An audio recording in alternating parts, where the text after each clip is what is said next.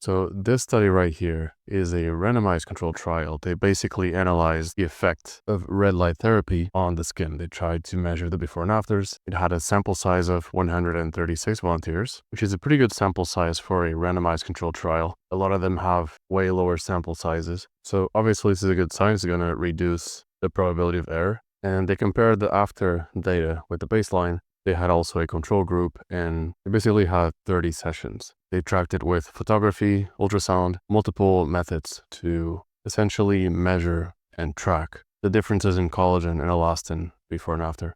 So I want to get straight into the results. So basically, here the negatives actually mean a positive difference. Skin complexion improved, at least a subjective assessment. The skin roughness decreased. And the most important part, the collagen intensity score drastically increased compared to the baseline, and especially compared to the control group. In the control group, it even decreased compared to their own baseline.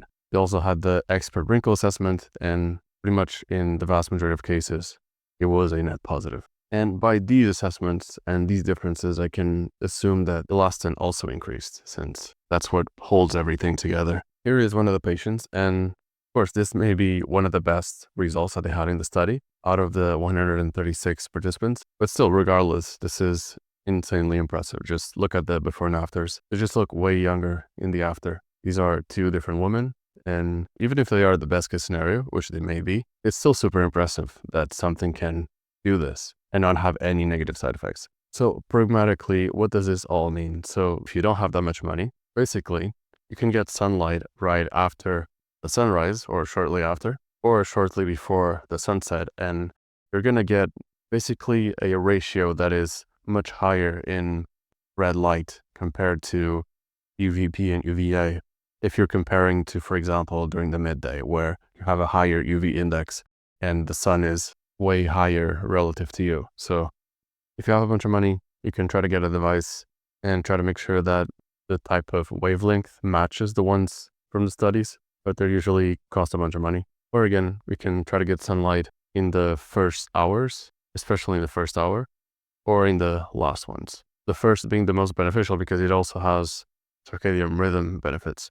Just beneficial for your circadian rhythm in general. It improves sleep quality at night, has multiple other benefits, mood benefits as well. And yeah, do that if you don't want to spend a bunch of money on a device that may or may not work. And that is extremely expensive for most people. Because the sun can have hormetic effects, right? It's not black or white, good or bad.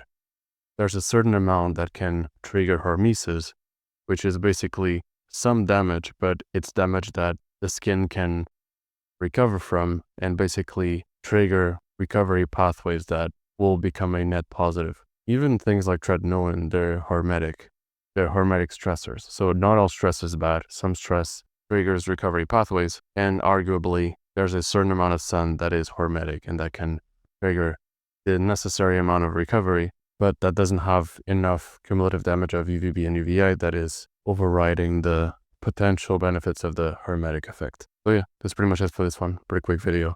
And join the Skool community if you want, and thank you for watching.